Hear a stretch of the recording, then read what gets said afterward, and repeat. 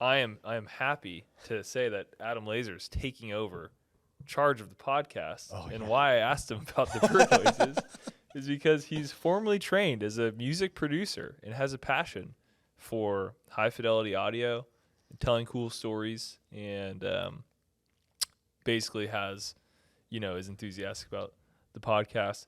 Me, I'm a slacker, and so that's why we haven't done any.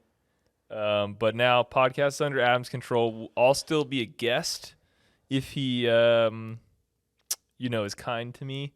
And I think we'll also still have Kyle on. We'll probably still have other guests on too. Of course. But under the control of Lazor, the podcast should happen much more consistently. So yeah, and I think that's like, for me, obviously it's all about consistency in especially podcasts and developing the audience and what are we going to talk about. And there's so much more to Onewheel than just the device, the people that ride it, the things it can do for the people, the adventures and experiences we have on the product, but also all the people that are involved, like, have such unique and different backgrounds. yeah, So if we kind of stick to a sample of, we'll only shoot podcasts when we have a particular guest, well then, like, that might be few and far between, but there's so many stories in between that we could tell.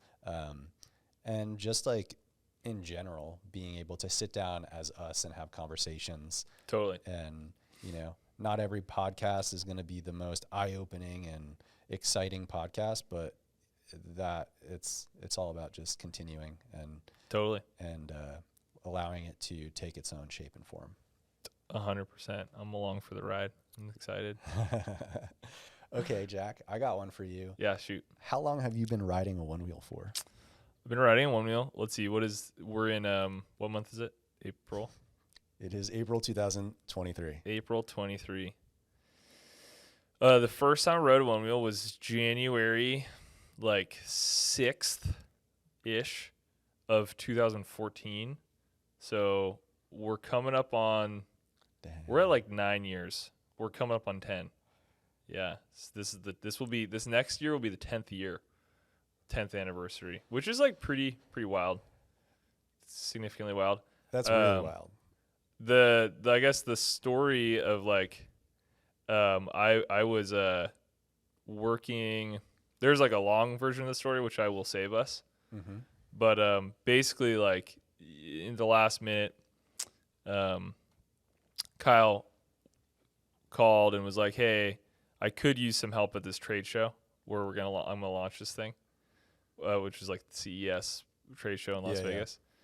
And I said sure, and I went out there, and the board barely worked and was super sketch, and there was one, Mm-hmm. so only Kyle rode the board, because he didn't want to break it, and it was not easy to learn to hop on and go. Just so sensitive. It's just yeah, it was difficult. So he didn't let me ride it for the first 3 days of the trade show. So I was there just talking about it's, what was my pitch? I remember I actually vividly remember my pitch, because all these tech people and potential investor people, and I don't know, you're a kid and you're a little, I don't know, you're trying to figure out what the story of this thing is. Uh-huh. But I haven't written it. And I remember the story that I ran with, which is actually true, was that electric transportation is the future. Light electric transportation, it's going to happen. This is, mind you, before electric scooters were on every corner. It's before the hoverboard existed. Basically, at this point, Boosted Board was out, which was an electric skateboard, and they had about a year head start. So that was the only thing that people could, and I guess Segway. Yeah. Those are the only things that people could sort of see and associate with. And so my pitch was, these electric vehicles one day are going to be all over the place. And this one is really cool. Is that That what? was, but I think it was true and it was real. So, but it was funny because I was trying to sort of talk about the thing without having written it. And then I wrote it several days later, and it was like I wasn't the best right away at it. Yeah. I when you come up to level and you go past level and you get into the wobble thing, that was just so easy to do on that first version. Like if you just went like, nowadays it's pretty forgiving actually. Yeah. But back then it was just like, wah, wah, wah, and then you just feel like you're on the bucking bronco. So what was it that, I mean, that's the thing that made you be like, okay, this is something I want to pursue, keep going with, because one, it's a very unique opportunity. However you got into that to, know Kyle and all that stuff. Right. But like way before all of this stuff was happening, like all the light electric vehicles. Right. What is it about your background or curiosity that kind of made you say, okay, I want to see where this brings me? Yeah. So I studied sports business. I've always been like a huge team sports person. So I grew up on the other side of the hill from Santa Cruz. And that's a major distinction, because if you grew up on the Santa Cruz side of the hill, you grew up surfing. If you grew up on the other side of the hill, like you don't necessarily do that. Right. So I was playing baseball and football and basketball. I skateboarded as like a teen, and like kick pushed around college and that whole thing. And then I snowboarded as well since I was a kid. So that was always, a passion too, but definitely, thought that I would go. Yeah, I went to University of Oregon, studied sports business. They have a great program there. Nike was started at Oregon, so a lot of people like go on to work at Nike or Adidas, or go work for a team, go work for a sports franchise. Now, when you go work for a sports franchise, like what you do is you get into ticket sales. That's like the path, and so that means you got to do 65 calls, a day. I don't know what the numbers are, but you're just cold calling people, trying to sell tickets. It's really miserable. Not exciting. I had someone once tell me, who worked in the sports world. He said, careful what you wish for, because like when your passion becomes your job, it can become your job. Like I get to go to the NBA All-Star game and all I think about is like line management, sponsorship, and like, Yeah. So anyways, I thought I was going to like go in that direction. But I've always been someone who, I'm like pretty spontaneous as a person, which like if there's a new shiny thing, I'm like, I'm there, I'm in, like, let's do it. And that's kind of like what Onewheel was, is like, there was nothing online. You couldn't find anything. Kyle was like incredibly underground with it. And I went over just to his like garage shop that he was in and talked to him a little bit and like kind of tried to get an opportunity. I was just trying to find, honestly, I would have taken any job that I could have got. Just so happened to be.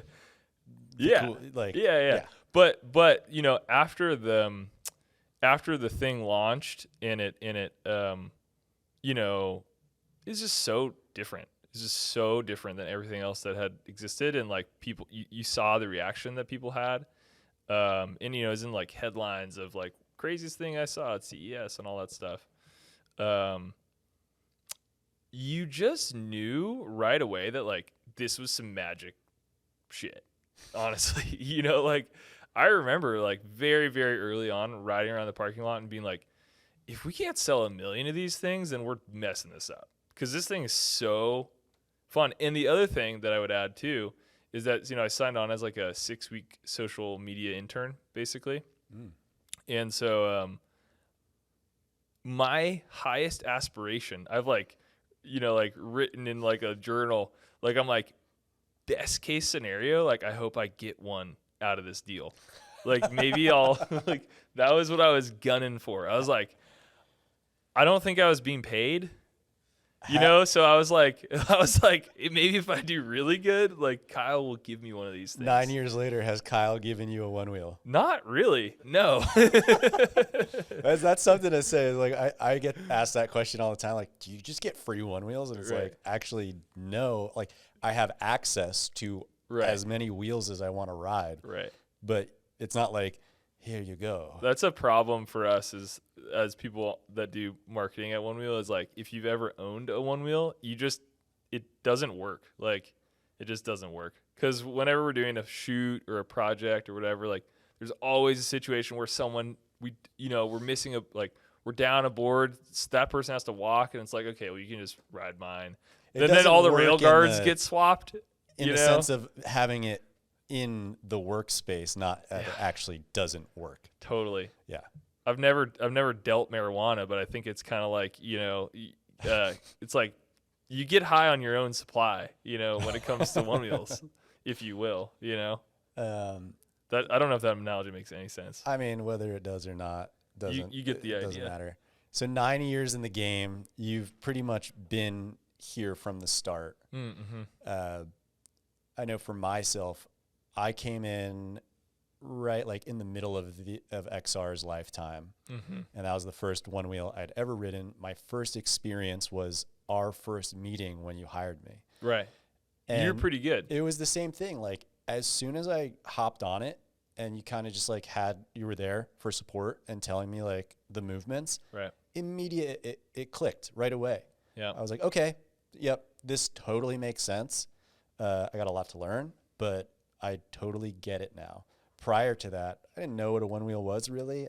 Right. Maybe saw one in my life before. But 9 years later, having ridden all of the like kind of like those first iterations of like what the product was really going to be, how far has this come with what we have now? Well, something that I would recommend to everyone that cares enough to listen to this podcast and watch this YouTube video should do is go to Onewheel YouTube and scroll literally all the way back, because if you're watching this, you'd find it interesting, fascinating, funny, all of the above, like the earliest content. So I remember the day where we got the programming right enough where you could go up and down the wheelchair ramps on the sidewalk. That was the first day that we could go anywhere. And we were stoked, like, because at first we were just, I mean, it has come so far, right, that like it was like chain drive thing that Kyle got to work in the parking lot, like, okay, like this kind of works, to just like the challenges get like progressively bigger. I remember the first curb drops, going off the curb for the first time, and you're like, it didn't break. Like, I think there's a video of that. Yeah, totally. YouTube. So I was going to say the first video, I think maybe our first YouTube video is this donut run, which was like, back in the day, we were in Mountain View over the hill, and there was a donut shop like half a mile away, super, super close. And that was the first errand that we ran. I also remember the first lunch we went to was to Chipotle down the street.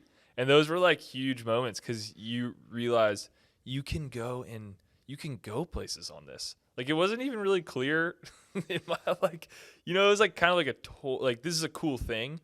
But then you kind of started stacking these chips of like, oh, you can go up ramps, you can go down ramps, you can go off a curb. Now obviously people go up curbs. Yeah. But yeah, so it's come that far where like all the things today that we take as like facts and certainties, and like of course it can go ride on the beach or like ride on trails. Some of the best one-wheelers can keep up with like average mountain bike people, and we just kind of take these to be granted. Yeah, like back then all that stuff was like new and exciting, and back then really isn't that long ago. No, I mean, both feels like you're saying like a lifetime ago in some regards, right? Yeah. And like a blink, totally. Yeah. So, I would say we made the original one. Like we hustled so hard to get the original one out the door from like making it up the wheelchair ramps and down. And those first, I'd be curious, like when we published that video, there's so much funny content too from back then, because it was just me with like a really shitty camera and no skills. So it's pretty bad. Like you guys should definitely go. Maybe we can like link the first video or something somewhere, but we should also bring that stuff back Like Like we should trying to we ride should it? recycle some of that content, that like content. it's in some way. I don't know. We should make like a worst of, No, I think it's But- super interesting because it kind of goes to like taking things for granted. Like I just think of how far that, whether it's the tech or certain pieces of the one wheel that have improved.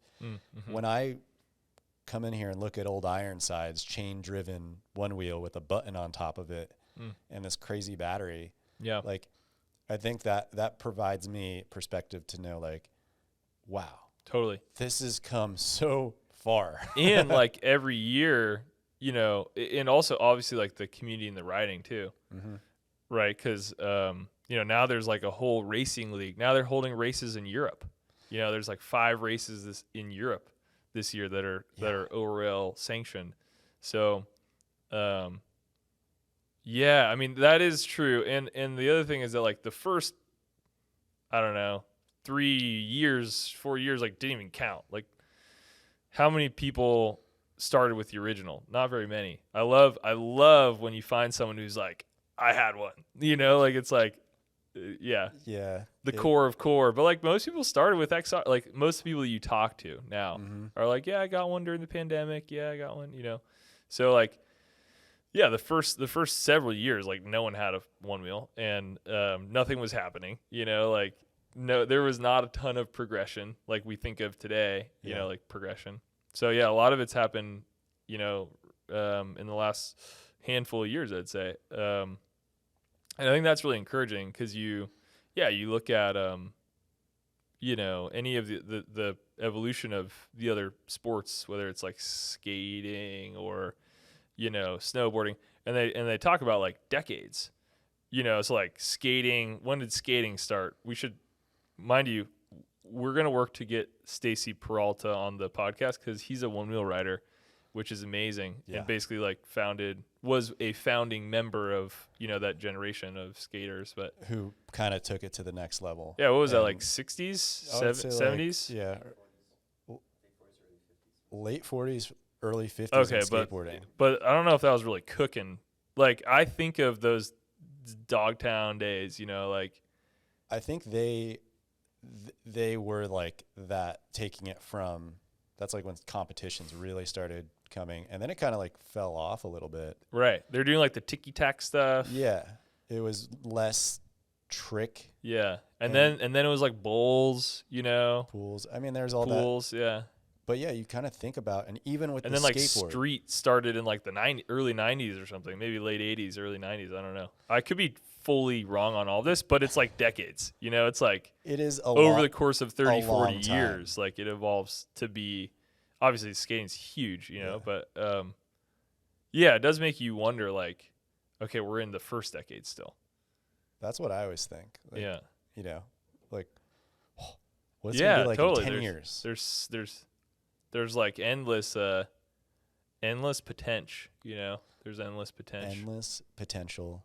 Yeah, dude, I think from a technology standpoint, I nerd out on that. Like, whoa, it's only been this amount of time. Because you look at even, let's take the last 5 years and you look at like cell phones. Right.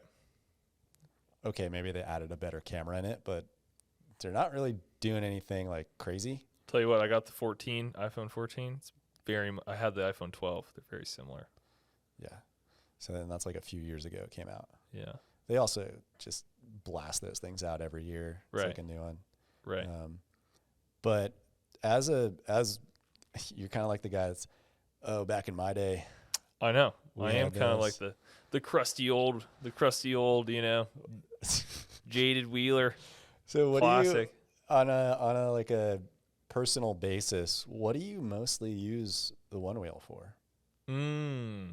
We had this conversation at your house the other day, but yeah, it's like we are one wheeling every day for work. Technically, I did air quotes if you're listening on the podcast. For work, we're riding one wheels every day. So yeah, on the weekend, it's like you almost need a break. Not really, but like basically on the weekends, I use it as transportation. Yes. Like we do our big, if we're going to go do a big trail ride or something, we do that like during the week, you know, and we like are filming it, or there's like an objective generally. Sometimes we'll just go to mess around. We'll just go down to the coast. The coast is like right next to our office, and that's a really nice ride if you've just been talking on the phone too long or whatever. But yeah, I'm a big like wheel to go pick up a sandwich type of a wheel rider, which is perfect. Like I really want to make a video that's about Onewheels versus e-bikes. I know you do. I've been talking to you about this for ages. Adam's a huge bike rider guy, and it's not that he dissuades me from this concept, he encourages it, but we just have different like vantage points of it. But I guess where I want to come at it from, I think we agree on all of it essentially, but where I want to come at it from is the standpoint of everyone understands the value proposition of a bicycle, right? So when you add a motor to it, everyone in the world understands that. They're like, it's like a bike, but I don't have to pedal as much. Okay, I know what I'm considering buying, but I think that most people vastly underestimate the utility of Onewheels. Like most people think, A, I can't ride it, and B, like that's a expensive toy. It's not practical. But for me in my life, like it is the most practical thing.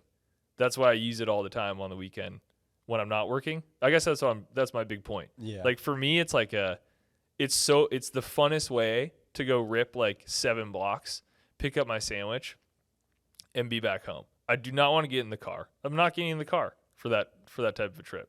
You know, that's dumb. It actually takes longer. But then when you're wheeling, you understand, like everyone that wheels knows that you see the world differently when you're on one. Banks on the sidewalk. My girlfriend, I spend a lot of my weekends in San Francisco. They have these like amazing sloped sidewalks there. Everybody's driveway is a freaking wave. It's so sick. Yeah, so you're seeing the world instead of like a errand, you know, it's like it's fun time instead of transportation time. Also, it's just like so small. You can shortcut across all kinds of terrains. Like I hate bikes to begin with. I've never been a bike person. So like I just think that the practicality, I need to make a video comparing the practicality. Obviously, if you're trying to commute, you know, 20 miles to work or something, like bikes are definitely useful. Yes. And they're easier in some scenarios. You can get a big cargo bike, you know, you can take your kids. I see a lot of people in San Francisco taking their kids on cargo bikes, you know, and whatnot. Like Onewheels are definitely not for everybody, but I think there's a lot of people that would actually love a Onewheel that think that it's not useful enough for them. They're like, yeah, like I'm just a practical guy. I'm not going to get one of those. Like, well, you really probably like. Well, if you're a practical guy, you don't understand the most practical thing. I agree with that as a avid cyclist. Because when one of the times you've told me, but like one of the times you grab the wheel instead of the bike. Just about every single time that I'm not going for a dedicated bike ride. Right. You use your bike like people use like a snowboard. Like for you, biking is like it's like a Saturday. I'm gonna go for like a session. Like, you know, right? Is that right? No. Oh, damn it. I'm definitely not a weekend warrior. Okay. Well, okay, sure, but you're like an everyday warrior. Well, the thing is, like for me, Sorry, I got in trouble. Well, for almost a decade, my lifestyle was a bike commuter. Right. So 10 years ago, sold my car. Right. Moved to Austin, Texas, only had a bike. Right. On that bike, I would go grocery shopping. I'd go to the laundromat. I'd go meet up with people. I would do everything. During the summer, sounds a little sweaty. Dude, in Austin, horrible. You accept the fact that you're going to be drenched in sweat. You're going to block. Yeah. It doesn't matter. So the bike was my transportation. It was recreation. It was my fitness. And that kind of led my lifestyle to become that. But had I had a Onewheel during those years, it would have changed the way it would have been so much more efficient, because now that I've discovered that, and have it in my life. I mean, I just got a car finally. Just bought Tyler James's old Honda Fit. But even that, like, I go to Trader Joe, or I would go to Trader Joe's. No, they use too much plastic. Personal opinion. But go to Trader Joe's, I'm riding the wheel. Dude, I ride through the parking lot and I just see the stress and the frustration on people's faces trying to get a parking spot. And even in other scenarios, like this, just how easy it is to roll up, dismount, throw the board at the bottom of the cart, go in. Within 20 minutes, I have my groceries in my backpack. I can point A to point B, back to point A with my groceries, less than a half hour. And I've expanded my imagination. I got to go shred the streets. I didn't have to lock your bike outside of the store. Or even my bike. And that takes a lot of effort. And even if you have an e-bike, it's still, I mean, I have a lot of opinions about e-bikes, and even like, I don't know, it's tough. You know, I think it's great that they get people out that want to get out there, but at the same time, it's like, yo, just kind of pedal. One wheels are just so easy. They're so easy. Throw it in the back of your car. Throw it in your trunk. But takes no stress or energy. Big e-bike, you can't just casually do that. It's kind of like especially if we're going with homies. Yeah. You're gonna go try to ride somewhere cool. You can't easily throw 3 bikes on your car. Well, I can't. And there's also the difference in e-bikes. Yeah. You have specific e-bikes that are designed very poorly. Sure. Like, I'm not picking out a specific brand or anything, but they actually are not designed to pedal. Yeah, right. So when you run out of battery or you need to, you know, actually pedal, you are in a horrible position to actually put out power and self-propel yourself. Right. I've experienced that a ton on some e-bikes. Some are actually designed so that they could be ergonomic and like your position on the bike makes sense. But the problem with that is then you have people that are riding in like spandex and a old mountain bike helmet, and they're going like 35, 40 miles an hour with their kids on the back. Right. And that is where I kind of like, that stuff scares me. I think there's like something that's missing with that whole industry is they're just like, whoever sells the e-bikes needs to do a better job of like educating, like, hey, like you're going as fast as a motorcycle. You should probably wear more gear, or, you know, really learn how to use this thing, because I've known people personally that have gotten e-bikes. They don't know that like it has a throttle and they go, oh, what's this? They just take off and then they, you know, hit something because they're whiskey throttle and everything. Right. And so it's like there's all sorts of things. I think that's a symptom of electricity as a propellant. Yeah. Because we know that happens with one wheel too. People get on for the first time, and like, to your point, if you get on a normal bike, you need to learn the ropes before you get up to speed. In theory, right? Yeah. Most of the time. Unless you're like dropping down a hill. But it's kind of the same on one wheel. Like, you need to learn your limits of the board. You need to know how it works, figure out how to turn, how to dismount. Like, you have to learn a lot of the basics before you get up to higher speeds. But with the electric power, like, it is possible. That's you true. know? Yeah. So I think like I don't know, I kind of see that as like in both industries, one wheel industry, both worlds. It might be kind of like an electric thing, but I see your point 100%. Yeah, it's just something I've noticed, even like as an avid cyclist and biker, like seeing that, be like, whoa, like I just saw a mom and a son riding on their big cargo bike, and she's cutting through stop signs going like faster than I'm driving. Right. And they're both only wearing a little skateboard helmet. Right. So I just think about those things, but it all does come with like how you learn about this and perceive risk and all that stuff. And what you're looking to get out of it. What you're looking to get out of it. Yeah. That's my thesis. I think there's more people that would benefit from the practicality of the wheel that don't know it, because you don't know the practicality of the wheel unless you have one, I think. Yeah. And you have to have a curious mindset, I think, because there are a ton of, like we always talk to people that are like, I can never do that, or they immediately put up their barrier, or because it looks different, and they might have heard like somebody had a hard time learning it, so they're like, well, if they couldn't do it, I can't do it. And it's just a matter of, I mean, that's a basic, like, just learning new things is going to be challenging. Totally. I mean, totally. Yeah. Got to be open to it. Got to be open to it. But 100%, dude. I think people underestimate how practical a one wheel is in the everyday life things. Yeah. If you have an example of this or thought related to my pending one wheels versus e-bikes video, drop it in the comments below, and maybe I'll incorporate it, as I have not written the script yet. But I look forward to doing that. We'll get you doing that. Wow. Updates?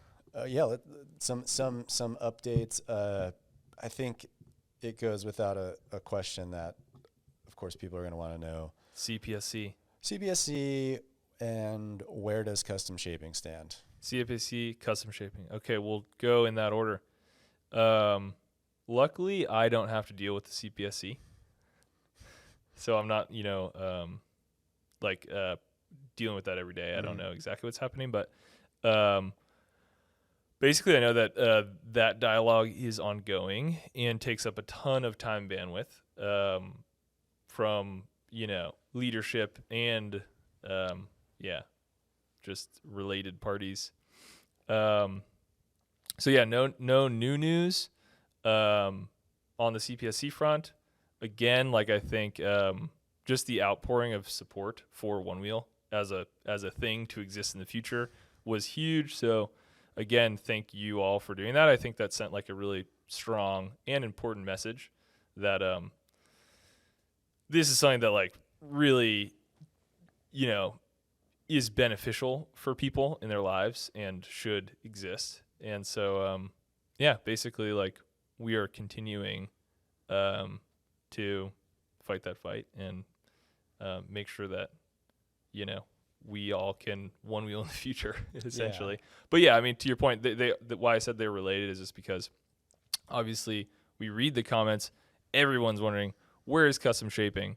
And the reality is that the CPSC stuff has taken up the bandwidth of the same people that would do stuff like custom shaping are, working on and with this CPSC thing. So it's an unfortunate, it's a bummer. I wish we had custom shaping ready today. But the fact of the matter is that the CPSC thing is really important, and we're fighting for all of one wheel existence.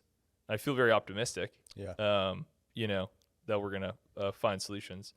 But yeah, it's just taking up a lot of time. So that's the reality. Luckily, I haven't had to deal with that. So we've been out.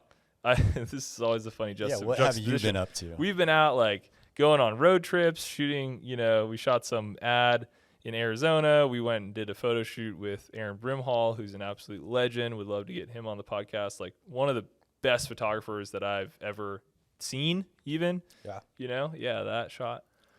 Kyle Hansen and Allie were there. Some just iconic shots of them. Excited about that stuff. Those ads should be running soon. Working on lining up all kinds of other cool stuff to do this year. Races are about to start. Right, Let It Ride is this weekend. Surprised no one challenged me.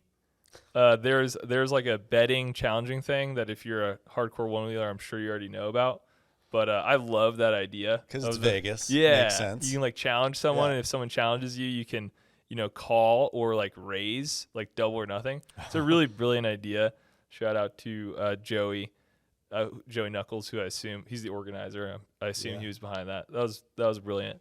Dude, I saw Jamie and Joey were doing some Instagram stories for Let It Ride. Right. And I told them both, I was like, yo, you guys need to be on, you need to put out more video content. You're really good on video. They are good. I love their energy and I don't know, they're really well spoken on camera. I love it.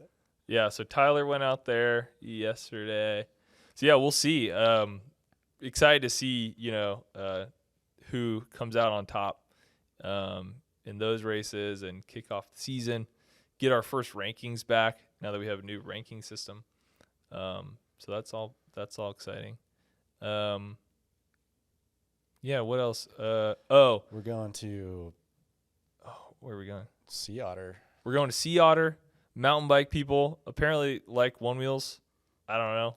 I thought bike people were hostile in general. I guess I don't like bikes. Jack just doesn't like bikes, but that's how hardcore I am as a wheeler. 95% of the interactions that I've had with fellow bikers, even though I will be disguised as a one-wheeler when they see me, are all positive. Yeah. They're always super intrigued, and they can't believe how much you could keep up with them on the trails, or they watch you like hit a berm or go over something, and they're just, whoa, I had no idea that those things could do that. Yeah. The only time you get like an aggro biker is the homie that's going for his Strava KOM, and you're chilling by the trail side, and that's like really just a angry person. Seems like their problem. It's their problem. Yeah. But in general, like even in Santa Cruz, like people are so like nice and curious about these devices on the trails. You get people like Neil Bennett. Neil Bennett, the Ledge, was a mountain biker formerly, and kind of like switched to one wheel. I mean, I'm sure he still rides bikes too, but it's true. So we'll be out there. It's in Monterey. Yeah, it's over at Laguna Seca, the race track there, and it's just a huge bike expo with people from all around the world. Bike people. Wow. And we're going to show them that one wheels are fun. Correct. And bikes. We're just gonna have a good time. I'm really excited, obviously. Yeah, so if you're there, come say hi. We'll probably be cooking hot dogs.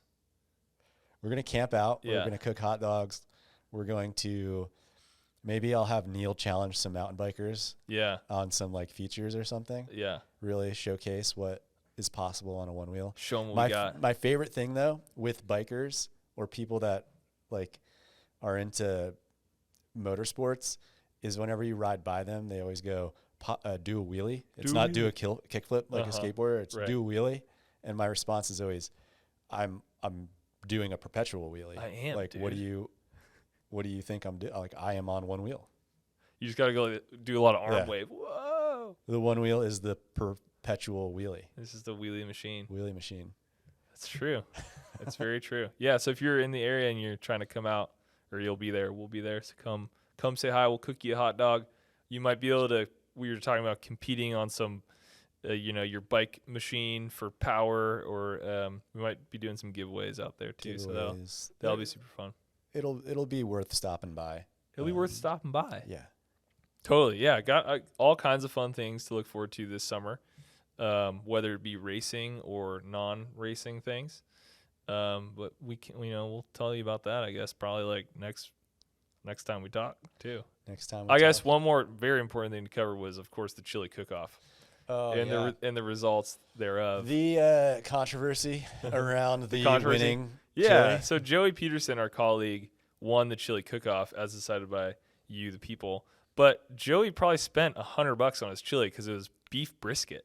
Like, that's completely out of line, in my opinion. It is, and I can't blame him.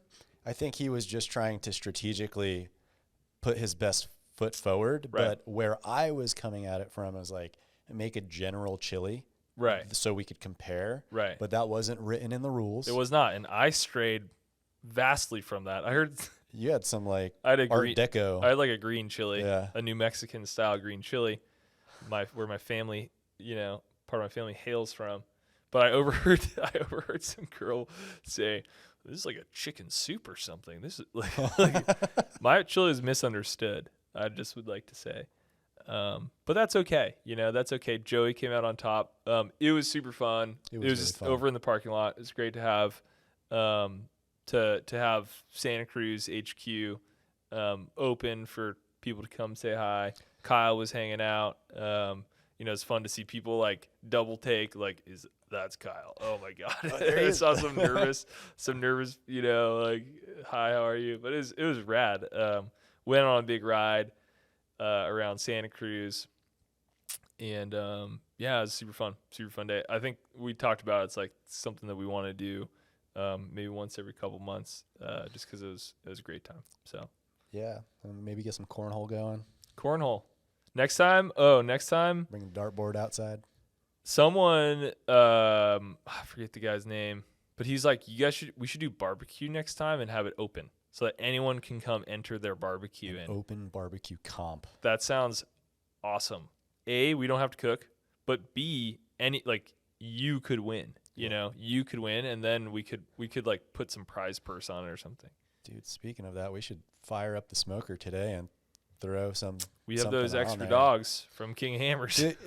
If you actually notice it, we love a good time here at Onewheel, and usually that just involves a couple hot dogs and that's true, and wheels in the parking lot. We do. Speaking of giving stuff away, so we have this new podcast setup that Lazor put together. It's looking crispy.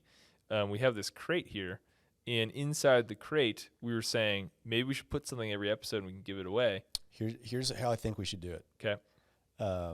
One, you got to subscribe to the Onewheel YouTube channel. Please do. That's absolutely necessary. Yeah. And two, comment below what video on our YouTube channel this crate appeared in. It was actually a star of the video. So you have to go onto our YouTube channel back in the archives and find out what video this crate starred in, and we are going to give away. Is it in there? It's in there. Oh, sick. Okay. Yeah. So if you're listening to this on Spotify, you will have to. Should we ASMR this here? If you're listening on Spotify, you have to watch the YouTube. Well, I guess this won't even go in the. I don't know. We'll figure this out. Yeah, we're gonna figure this out. It's hard to do giveaways on YouTube, but we need to do them because we want to give you all stuff. Ready? Yeah. Wait. Okay. Jack is opening the crate. What do you got in there? This is what it sounds like. All right, just take it out. We're lagging too much. Ooh, a Onewheel tire inflator. Lazor, tell me about the Onewheel smart tire inflator. So this thing is actually really dope. It is obviously you can inflate your Onewheel tire to very specific PSI, but it is a super useful tool because it's very small and you could use it for many different things. So if you keep it in your car and you have your wheels in your car and then you need it for your car, it's essentially a tire inflator, but it's very nice and it's got a nice design to it. It is rechargeable battery. And again, it's just nice to be able to dial in a specific PSI and then it takes care of it for you. We used to and still do sometimes use like the Ryobi or like DeWalt air guns, and what those tend to be pretty inaccurate because the numbers change as you inflate, and then you have to like let it rest and then you take it off. This is extremely precise. Yep. So we sell these on the Onewheel store on the website, and today we're going to give one away. I'll tell you what, every time we don't bring one on like a riding mission, there's always a moment. This happened to me last week. I'm not making this up. We were out shooting a video with Neil Bennett. He's like, hey, do you have the tire inflator with you? Because we were switching between on-road and off-road. Yeah. Right? So a professional such as Neil Bennett wants to air down, went off-road, and then wants to air back up, went on-road. This is not his first rodeo, you know? So he's like, hey, guys, like, you guys got the tire inflator? Like, I look at Kevin. Kevin looks at me. We're like, shoot. No tire inflator. Forgot the tire inflator. So basically, like, every time you don't have it, you need it. That's basically my lesson with this. And yeah, it fits like in your car, fits in your backpack, fits in your fanny pack. Fanny pack for sure. And it's just really nice. Yeah, even if you want to experiment with dropping your tire pressure, like, hey, I wonder what 13 is going to feel like on this trail. Sure, drop it down to 13. If you don't like it, pump it back up to 16 and a half. I actually don't know if it does halves, but it does do halves. Oh, boom, perfect. 16 and a half. And it is fun to actually figure out, like, if you aren't a pro Onewheel rider and you're listening to this, somehow you made it, like, however long we are into this thing, and you're only an average, you know, you just like them. You just like Onewheels. playing around and finding your perfect tire pressure is like one of the most important things that you can do to become a better rider. So I think it's super important. That's a wonderful tool. And that is probably something we could talk about in another podcast. There are things to level up not only your one-wheel riding, but also level up how to understand your one wheel better, whether that's tire PSI or battery percentage or the tire, the foot pad, everything. Yeah. I think there's a lot of, one size does not fit all. True. As we know, whether it's any type of sport. Yep. Everybody rides different things in mountain biking. People ride different wheels in skateboarding. So, your stance. Yeah. Those are things I think we could talk about, and would love to bring in maybe like Tyler, who is extremely proficient and has a different take on some of those things. Yeah. But totally dope. Anyways, you can win that.